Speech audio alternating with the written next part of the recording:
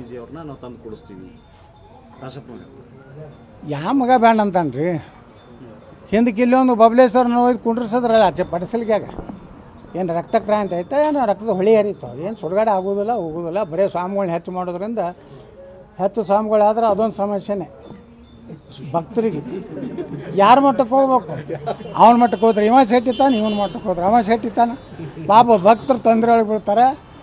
ಅವನೇ ಆಗಿಬಿಡು ಅಂತೇಳ್ರಿ ಸುಮ್ಮನೆ. ಅಲ್ಲ, ನಿಮಗೆ ಬೇರೆ ಪರ್ಯಾಯ ಮಠನೇ ಮಾಡ್ತಿರ್ಬೇಕಿದ್ರೆ ಸ್ವಾಮೀಜಿಗಳು ಪರ್ಯಾಯ ಮಠ ಅನ್ಬೇಡ್ರಿ. ಪರ್ಯಾಯ ನೋಡ್ರಿ, ಈಗ ಅದು ಯಾವುದೋ ಟ್ರಸ್ಟ್ ಮಾಡ್ಯಾರ, ಪಂಚಮಸಾಲಿ ಏನೋ ಲಿಂಗಾಯತ್ ಪಂಚಮಸಾಲಿ ಟ್ರಸ್ಟ್ ಅಂತ ಒಂದು ಮಾಡ್ಯಾರ. ಅಲ್ಲಿರೋ ನನ್ನ ಮಕ್ಕಳು ಅದಾರ ಕೆಲವೊಂದು. ಪ್ರಬಣ್ಣ ಹುಣಸಿಕಟ್ಟೆ ತೊಗೊಳ್ಳು ಫರ್ದಂಗೆ ದೊಡ್ಡ ಅಪರಸ್ತ ಗದಗದಾಗ.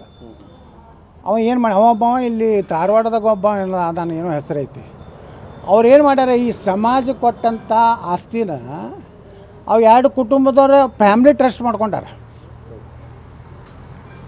ಅವ್ರ ಮಕ್ಕಳು ಮೊಮ್ಮಕ್ಕಳನ್ನೇ ಅದ್ರ ಟ್ರಸ್ಟಿ ಆಗೋದು. ಯಾವ ಉಳ್ಕಿದ ಸಮಾಜನಾಗಿರೋರು ಈಗ ಯಾರು ಒಬ್ಬ ಸಮಾಜನಾಗ ಒಳ್ಳೆಯ ಮನುಷ್ಯ ಅದಾನ ಅವ್ನ ಕೈ ಕೊಡ್ಬೇಕಂದ್ರೆ ಬರೋದೇ ಇಲ್ಲ.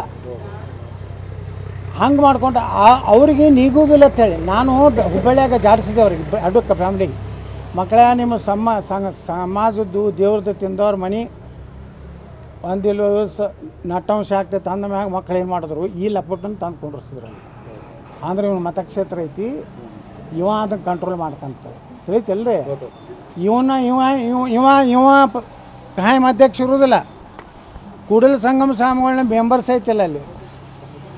ಅವ್ರು ಹೇಳೋದು ಸತ್ಯ ಐತೆ. ಅವ್ರ ಟ್ರಸ್ಟ್ನಾಗ ಇವ್ರದ್ದು ಏನೂ ಇಲ್ಲ. ಇವ್ರು ಕೂಡಲ ಸಂಗಮ ಸ್ವಾಮಿಗಳು ಅದನ್ನು ಆಸೆನೇ ಮಾಡಿಲ್ಲ. ಸುಮ್ಮ ಮಠ ಇರ್ಲಾಕ ಕೊಟ್ಟಾರಪ್ಪ ಅಂದ್ರೆ ಇವ್ರು ಟ್ರಸ್ಟ್ ಮಾಡಿ ಮೋಸ ಮಾಡ್ಯಾರ. ಮೊದಲೇದು ಅವು ಯಾರು ಹುಣಸಿ ಕಟ್ಟಿ ಆ ಸೂಟಿ ಅಥವಾ ಒಂದು ಅದಾನ. ಇವರಿಬ್ಬರು ಕೂಡ ಅದೊಂದು 2 ಎಕರೆ ಏನೋ 4 ಎಕರೆ ಜಮೀನು ಐತಿ. ಆ ಜಮೀನ್ದಾಗ ಅದು ಈಗಾಗಲೇ ಸಿ ಪಾಲ್ರು ಹೇಳ್ಯಾರಲ್ಲ, ಅವ್ರು ಏಟೋಲಕ್ಕೆ 1 ಕೋಟಿ ಕೊಟ್ಟಾರ, 50 ಲಕ್ಷ ಏನೋ ಕೊಟ್ಟಾರ. ಅದೊಂದು ಬಿಲ್ಡಿಂಗ್ ಕಟ್ಟಾರ. ನಾ ಮೊನ್ನೆ ಸ್ವಾಮಿಗಳು ಏನು ಹೇಳಿದೆ, ಅವೆಲ್ಲ ಬಿಟ್ಬಿಟ್ರಿ ಅಂತೇಳಿ ನಾವು ನಿಮ್ಮ ಟ್ರಸ್ಟ್ನಾಗ ನೀವು ಲೀಗಲಿ ಇಲ್ಲ ಅಂದ್ಮ್ಯಾಗ ಬಿಟ್ಬಿಟ್ರಿ. ಅವ್ರ ಜೋಡೆ ಜಗಳ ಆಡೋದ್ರಾಗ ಏನೂ ಅರ್ಥ ಇಲ್ಲ. ಇದು ಒಳ್ಳೆಯದು ಅಲ್ಲ ಅಂತ ಹೇಳೀನಿ. ಇಟ್ಟು ಹೇಳೋದ್ರಾಗೇ ಪಾಪ ರಾಯಬಾಗ್ ತಾಲೂಕಾದ ನಮ್ಮ ಸಮಾಜದವ್ರು ಬಂದು 2 ಕೋಟಿ ರೂಪಾಯಿದು 2 ಎಕರೆ ಜಮೀನು ಕೊಡಿಸ್ಲಾಕ ತಯಾರಾಗ್ಯಾರ. ಈಗಾಗಲೇ ನನ್ನ ಕಡೆಯಿಂದ 2 ಎಕರೆದ್ದು ನನ್ನ ಕಡೆಯಿಂದ ಈ ಸಾರಿ ಕೊಡ್ಸಾರ ಇದೇ ಗುರುಗಳು.